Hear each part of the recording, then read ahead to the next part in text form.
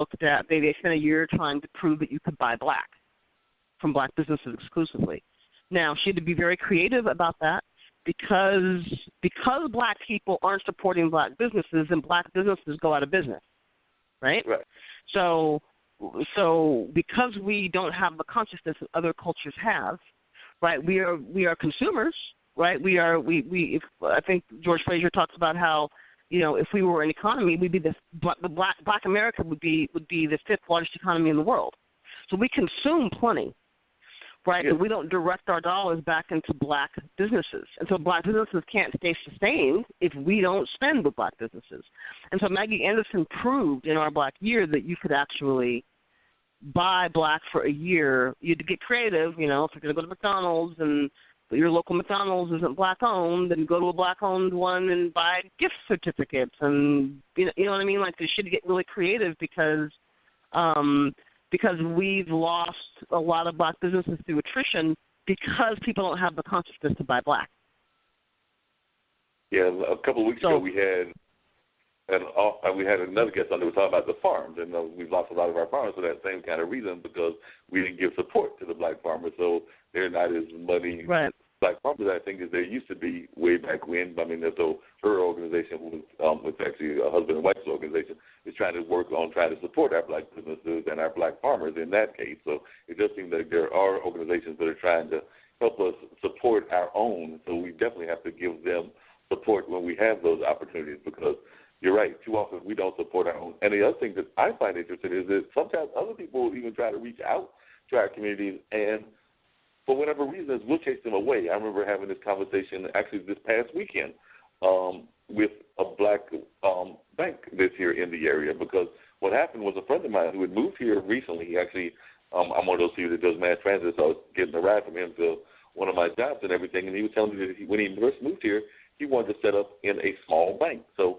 he did some research. He found the small African-American bank here. He knew it was an African-American bank. Mm-hmm. This is not an African-American gentleman. This is a white gentleman. He went to the bank, and he was ready to set up an account. They basically told him they didn't want his money, and he was very much surprised by this because he was like, and when I told the person at what I consider one of the main branches, they were also shocked because they were sitting there going like, we don't care if it's black, white, or purple. We just want your account. So whoever this person was, I don't think he knew the person that chased him away, but whoever it was, if they knew it, they probably would have had some reprimanding words for them because they were surprised that because they even said, do you know who we are? And he was like, yeah, I did the research. I know y'all are a predominantly black bank. You were set up during, the time that there was very much of a black neighborhood here in the community, and that's your primary target audience. But I want a small bank. Mm-hmm. Y'all are a small bank. I would like to open up an account with you. Yeah. I think that we have been traumatized, and I wrote a position paper called the Black Paper, and I talk about how 400 years of conditioning in this culture, right, against our best interest, against operating in our best interest. So, and we've certainly been entertained to death, right, and had a lot of distraction put in our faces, and so we can't take that bait anymore, right? We have to find a way to reconcile ourselves to community building, because if we don't, we become sitting ducks, essentially, right? If we don't build institutions, if we don't get economic self-sufficiency, if we don't decide to support one another holistically, wholeheartedly, then we become sitting ducks in this war for control of the planet. Right? We have to get proactive about it, and it's time to stop playing reindeer games and being. I think I've always said the biggest issue facing our community is the issue of apathy. Right? We have been pretty apathetic, and rightfully so because of what we've been through. Right? What our lived experience has been here. But it's time to set the apathy aside and get up and do something meaningful and support one another. Yeah, because one of our guests that we had last week on was the gentleman that founded Movin', which is a competitor to Uber and Lyft. And that's one of the things he talked about is that his company is based in Seattle, so he's a West Coast person as well, but he is from Nigeria. So he was talking about the fact that oftentimes, and I've had this conversation with others as well, we are part of a great diaspora, so we definitely need to support our own within the African American community, but we are also part of a greater diaspora, meaning that we have associates and affiliates that are in the African nations, they're in the Caribbean nations, they're even in communities in some of the European nations. And it seems to me that we often have to do that whole division thing. And I know that one of the things that your dad's organization about the Panthers was about trying to connect with some of the brothers that are in other places. So it seems to me that we have never really done that well. We also have a tendency to there's that whole idea of divide and conquer. So we let people play into stereotypes. So we know that there are stereotypes about the Africans, there are stereotypes about the Caribbeans, and we let those people that are trying to control things have us play into those stereotypes. Right. Absolutely. Yeah, we have to connect the dots. I mean, there's more people between the continent of Africa and all of the other blacks that are dispersed throughout the world. We have 1.1 billion people. We've got more people, I think, than in China. It's massive, right? And technology gives us greater access in this day and age, right, to connect. So yeah, we have to. It's all about. I interviewed. I do a series of interviews called Conversations in Black Mastery, where I've interviewed great Black thought leaders, and one of the folks that I interviewed was Dr. Randall Pinkett, and he was the winner of The Apprentice, and he's running I think he's running $1 billion company at this point. But I said, view from the top, like, what do you see as the biggest sort of trend out here? And and he said, consolidation, right? All these large companies are consolidating power, right? Consolidating people, consolidating resources, consolidating, means. And so so if that's what's going on out here, we need to look at that and see how it applies to our community. Like, where do we need to consolidate power? Right? But I think, I always say before you can organize collectively and sustainably, you have to organize yourself internally, right? And so often we can't connect and build and do all of that because of our own internal wounding, our own internalized depression, our own traumatic lived experiences, right? All those things stop us from having the capacity, right, to get up and mobilize ourselves, mobilize collectively. It's a capacity issue. It's an apathy issue, but it's also a capacity issue. And so we've got to address that. So that's one of the things that I've always been fascinated about is I have many friends that are in the entertainment field and a couple, not many, but a couple that are also athletes and everything. So we have a tremendous amount of capital and potential. I know you've consulted with some of these people and everything, whether you want to mention that or not, that's up to you. But we have a tremendous amount of people that are involved in the entertainment field, whether that's music, whether that's film, whether that's theater, and definitely in the athletic world. Now, we saw some of this happening with the whole issue of the kneeling and everything.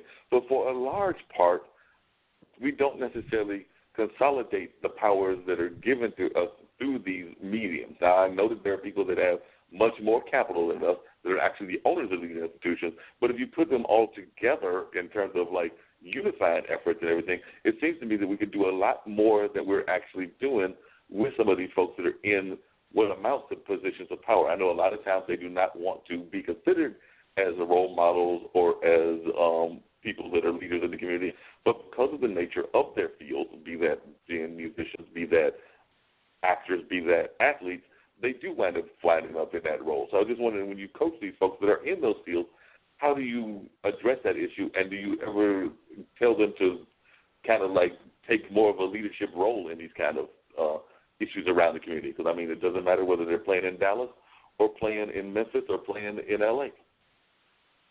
Sure.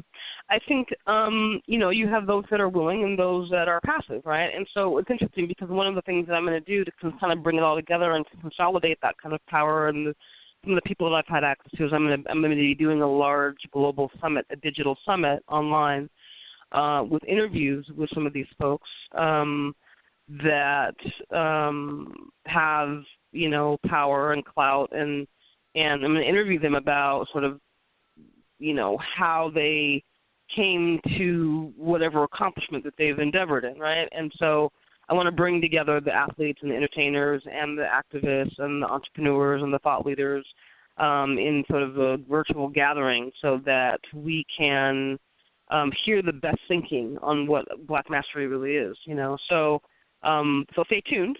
I've been thinking about that and have got some big plans in the works.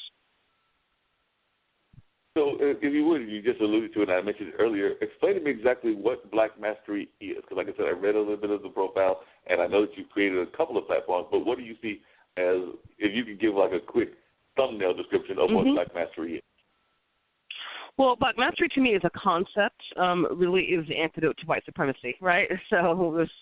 And it's not about having power over other cultures. It's about having power over your beautiful black self, right? And so I began to really ask the question, like, what is that? Like, what does that take?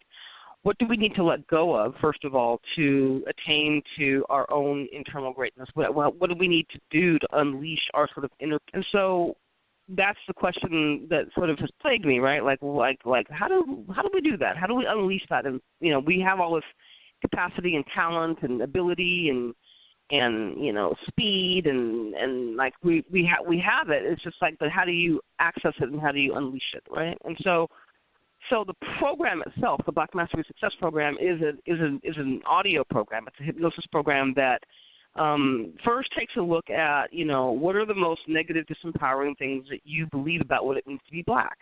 Right, because I didn't find any other program in the marketplace that was addressing that issue. It's usually when we find out what it means to be black, we develop what I call sort of a race wound, right, where we are traumatized because we find out that it has all these negative connotations. So I took a hypnosis program and created it so that it would address that. It would be a deep investigation into people exploring their most negative, limiting beliefs about what it means to be black. Because I felt like once you could throw some of that off, you'd be left with yourself. You'd be left with your higher self, right? When you shed the identities, any disempowered identity that comes with the connotation of being black, right? So it's a hypnosis program. Yamla Van Zant hangs with me on it. She does all the intros and outros, and it takes people through on a journey to help them sort of cover any wounds that they have about what it means to be black, and then it helps them create a vision, do goal setting, get clear about how to chunk down goals and how to do time management and all that kind of stuff. It helps people sort of people kept saying, I want to have you in my back pocket. How do I get you in my back pocket? If I don't hire you as a coach or a mentor or whatever, how do I just have you in my back pocket? So Black Mastery is sort of my answer to that. People have gotten amazing results with it. They have found their husband, and they've, built businesses, and so it's a hypnosis program because I knew that in order to tackle this, we were going to, we're not going to sit on a couch for 20 years of therapy, unless most of us aren't. So I wanted to have sort of the most cutting-edge tools and the way to help people get results the fastest.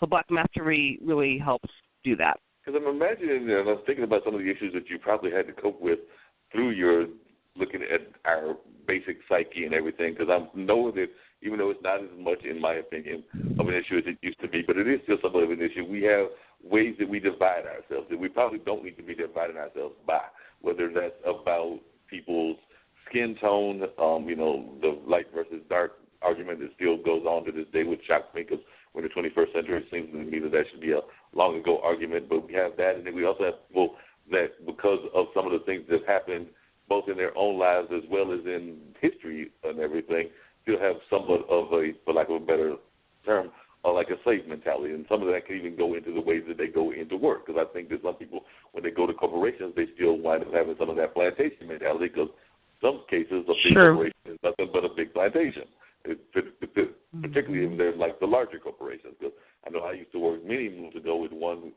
It was a major pharmaceutical company, but I was in the shipping and receiving department. So, of course, shipping and receiving is not going to be seen on the same light as an administrative assistant, and definitely not on the same light as a vice president. And I would oftentimes find out that we as a people were on the lower ends of the jobs. We were in the mailroom. We were in the cafeteria. We were even on the security forces. So we were like in stereotypical jobs. And there might be a few of us planted here and there in executive positions. organizations, but not as many as there